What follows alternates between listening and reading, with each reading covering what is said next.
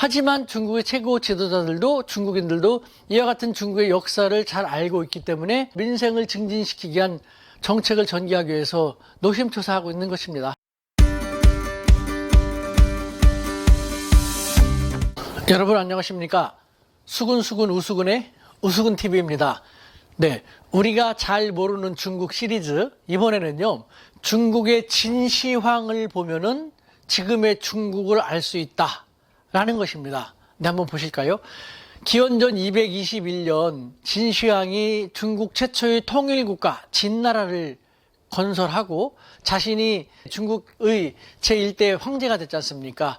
그러면서 전개한 것이 중앙집권제의 통치 구도를 마련했습니다. 그 전까지만 하더라도 이 넓은 중국 대륙에 얼마나 많은 제국가들이, 지방 세력들이 저마다 크고 작은 국가들을 건립해가지고 난립해 있지 않습니까? 서로 싸우고. 그래서 얼마나 많은 혼돈 속에서 지낼 수밖에 없었습니까? 그것을 진시황이 집권을 하면서 모든 나라를 다 물리치고 하나의 진나라로 통일되게 만들고 각 제후 세력들이 힘을 뺀 것이죠. 그래서 중앙에서 자신들의 수하를 그 통치자로 보내가지고 도량령도 통일을 하고 화폐도 통일을 하는 등 대부분의 많은 것을 중국 전역에서 통일되게 사용될 수 있게끔 만들었습니다. 그것이 그 이후에 왕조들 역대 계승이 되면서 이 넓은 중국 대륙 많은 성시가 있지 않습니까? 인구가 1억이 넘는 하나의 성도 여러 개나 있지 않습니까? 그럼에도 불구하고 통일된 하나의 중국으로서 중국 베이징에서 관료를 임명을 하고 그 관료가 지방 성장이 되어서 통치하는 그런 구도로 계속 이어져 내려오고 있지 않습니까? 안정을 구가할 수 있는 그런 구도를 만든 것이 바로 진시황의 진나라였던 것이죠. 반면에 좋지 않은 선례도 만들어 버렸습니다.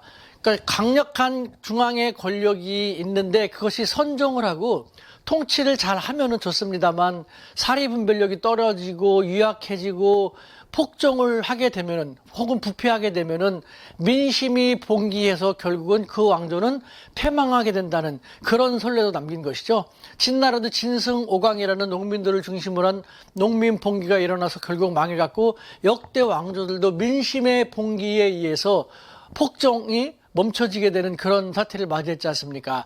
지금의 중국에 대비해보면요, 서구 사회에서는 진시황처럼 시진핑 주석이 독재를 하려고 한다 하면서 좋지 않은 시각으로 시진핑 주석의 중국을 바라보는데, 중국의 입장에서 바라볼 때는요, 아직까지는 2000년 이상 흘러온 중국의 테두리 안에서 잘 가고 있는데 무엇이 문제냐라는 것인 거죠. 그런데 이것이 아직까지는 괜찮지만 그렇게 되진 않겠지만 폭정을 하게 되거나 권력이 부패하게 되거나 이상하게 되거나 하게 돼갖고 국민들이 살기 힘들게 되면은 민심이 조금씩 경고를 하면서 봉기하게 되고, 그렇게 하다 보면 잘못하면 중국의 역사의 흐름이 다시 한번 패망의 역사의 흐름이 반복될 수도 있지 않을까라는 생각도 듭니다. 물론 그렇게 지금의 중국 공산당이 어리석지는 않다고 생각됩니다만, 하지만 중국의 최고 지도자들도 중국인들도 이와 같은 중국의 역사를 잘 알고 있기 때문에 중국 최고 지도자들은 바짝 긴장을 하면서